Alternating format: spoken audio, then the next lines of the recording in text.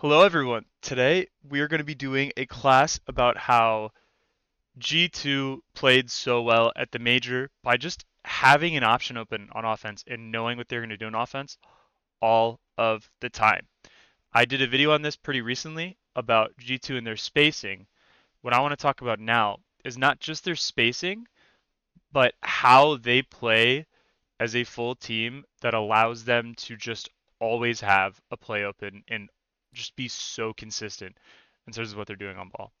Obviously, yes, they have probably two, two, if you want to count Atomic, maybe three of the like top 10 mechanical players in the world. Daniel and Beast Mode are both very good. Atomic is also very good, but a little less so. But it's not just their mechanics that win them these games, it's how they play it. So let's get into it really quick. So this is just the thought process I want us to all start thinking about first. Look at where both of these teammates are. They're rotating back and they're both on zero boost. In this situation, what Atomic's trying to do is one simple thing. It's stall, so let these guys get their boost so that they can come back in. And then he's going to just hit the ball up, try to waste as much time as possible so his teammates can support him. So watch what he does here. Hits the ball in the air, and Beast Mode's already there. I think this is really important to watch, but Atomic doesn't just shoot it. He stalls and lets his teammate get to where the ball's going to be, which is the right side of the field. I'm assuming Beast Mode calmed, like, hey, I have boost right side. And what Atomic is really doing here is just always allowing an option to be there. So, almost everyone in Rocket League will just try taking the shot head on and trying to dunk TRK and trying to score. But look at how Beast Mode is positioning his car. He's positioning it up and he's kind of tilting back a little bit. Does anyone know why? To Better essentially 50? support the 50. Yeah, he's trying to support the 50, but this is where G2's spacing really comes into play. Watch where this ball pops out after he does this 50.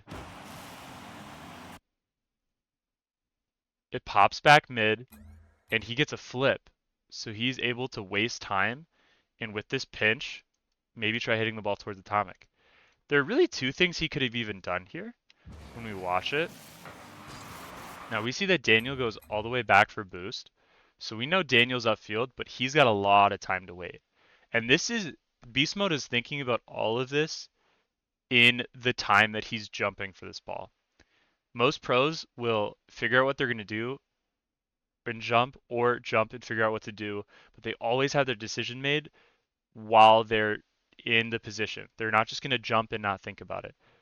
Beast Mode is here, and he's going to be slotting into midfield about here.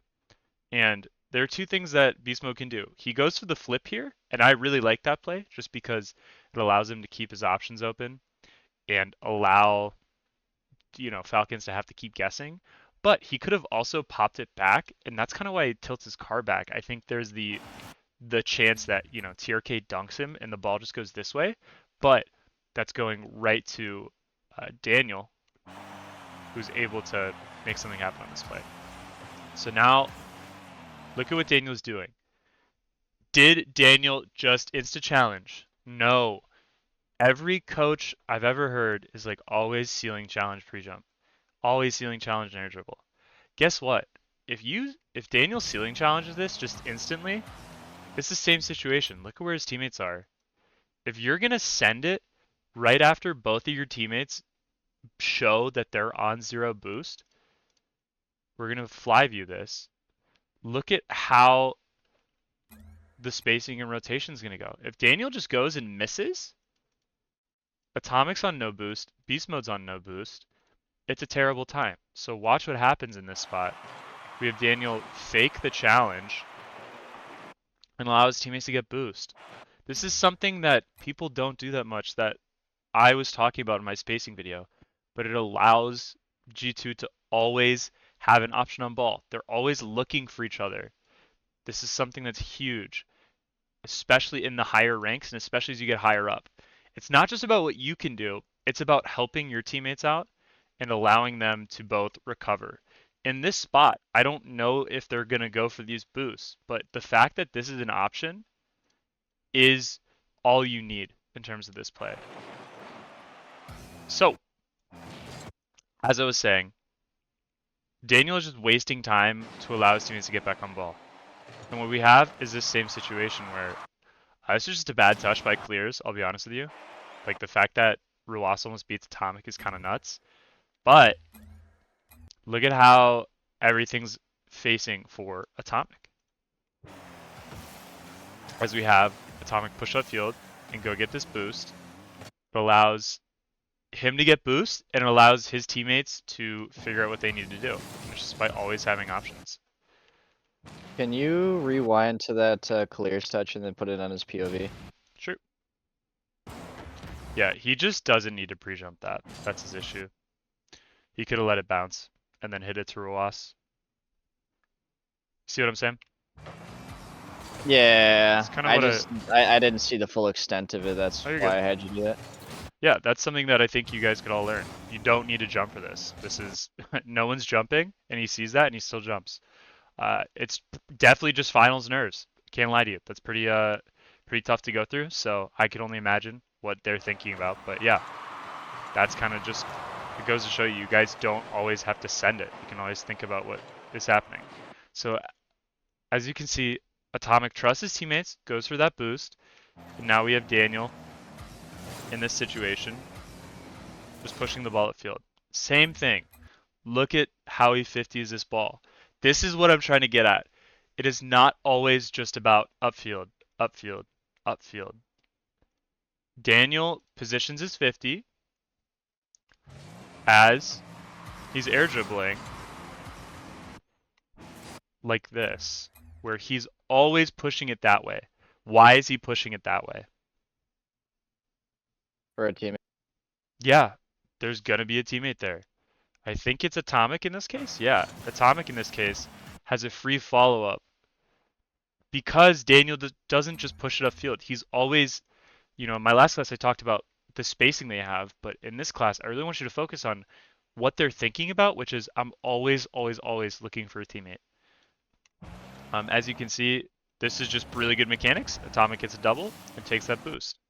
Now, Beast Mode has an iffy shot, and then we have Atomic hit it up, and Daniel jumping here. We'll watch it from Daniel's POV. What does Daniel not do in this spot? Send it. He takes time. Yes. Probably watching where TRK goes and then the other guy. Yeah, he slows it down and just allows this play to happen. And now, most people who make this touch think, oh god, I messed up. I was trying to get it to be a softer touch. But with how Daniel's playing and how he knows his teammates are playing, this is definitely calmed. I will say this. This is probably not going to be something you do in your rank games. But look at where they all are. And look at Daniel in the air. Daniel is trying to do a play that is going to just become, it's already become the meta with Moist doing it so often back in the day. But it's the, I'm going to fake, you go, but I'm going to stay closer to the ball. Watch how this play takes place. Daniel gets a fake flip, just drops the ball down, and because Clears can't react to Daniel just leaving it, we have Atomic with a free goal. And I want you to watch how Atomic rotates in this spot. So, picks up this boost, has the ball hit up. Look at this. He's just staying, making himself an option. Making himself an option. So, what this goal should teach from you is that, one, these guys are not even playing that fast. Yes, it looks fast, but all of these decisions are made already. And I guarantee you how it went is Atomic said, I'm under you, and Daniel said, faking. That's how it is. Pro players want to get as much information across as they can in the littlest amount of time possible. And in this situation, because Atomic says he's under Daniel, he's able to just leave it, and Atomic's able to get a free goal. So, Another yes. another thing to know is this is something they might have taken from Moist playbook a year ago when they were on Queso/Moist, is they play it to the ceiling quite a bit, just like Joy of Vatira Rise. Um, that it seems to be a forgotten meta that G2 brought back because no other NA team does it. Quite literally no other. Only G2 does it. Yeah, that's a good point. I think I think teams have tried to, but they don't have the control that G2 does. And this is just a pure example of G2 playing at their best. Okay, we're gonna look at a little bit. We're gonna go to this next goal, and then we're gonna call it there. So Tommy gets a really good 50. Daniel also gets a really good 50. Atomic sees that the ball goes over his head, just gets out of the way. And look at what Beast Mode does here. Just a beat and tries to get a recovery, and Atomic with a great shot. This, in in hindsight, does not look like that impressive of a play. But look at what Atomic does here. These are the little things that I promise you will just level up your game so much. Most people, if they're on 15 boost, I'm not saying everyone does it, but a lot of people, because they're under the ball here, will just stay under the ball and look up. But in this spot, Atomic has two tracks of mind right now. If the ball comes to me, I'm going to shoot it. If the ball doesn't come to me, I'm going to get out. And look what happens. The ball goes up and he gets out. And this exact same situation is happening. He is staying close enough to the play that if the ball comes to him, he can go. But he always has that escape valve of turning around. And watch what happens in this spot. Clears just gives him a gift, and, credit to Atomic. He slots this beautifully. But it's all about just having that two-track option in your head. It's something that you learn over time. Obviously, you have to be able to read the game very well to do this, but in this position he's in, he's close enough that he can go for it if the ball's hit to him. But he always has this option. And so really what I want you to think about are two things. If you learned anything today, it's two things. One is teammates. Don't just hit the ball upfield. Look for them. Look for your teammates. Please, please, please. Even in your ranked games, I promise you, you're going to find that if you hit the ball to your teammates more consistently, you're going to have better offense. Second thing, I call it two tracks. You can call it, a decision, whatever you want, but simplify your decision making in this spot. It's pretty simple, right? If the ball's hit to Atomic, he goes up. If the ball isn't, he's going to turn around. And in this spot, Clears makes a bad touch, but Atomic is there waiting for him. Okay, any questions on G2 before we head out? I guess question off of the two-track thing. Wouldn't it be more about, I guess, options than a two-track? Yeah, I mean Since that's it would still be simplified? yeah. No, options works as well. I mean it's more of just like making sure you have something planned for in Your next normally thingy? yeah, and it can be more than two, but I like to simplify it to just two because that's really what it is. It's a am I getting hit the ball or am I not getting hit the ball? That's kind of the easiest way to simplify it. Yeah. All right, any other questions before we head out? Awesome, guys. Well, I appreciate you all for watching, and I'll catch you all later.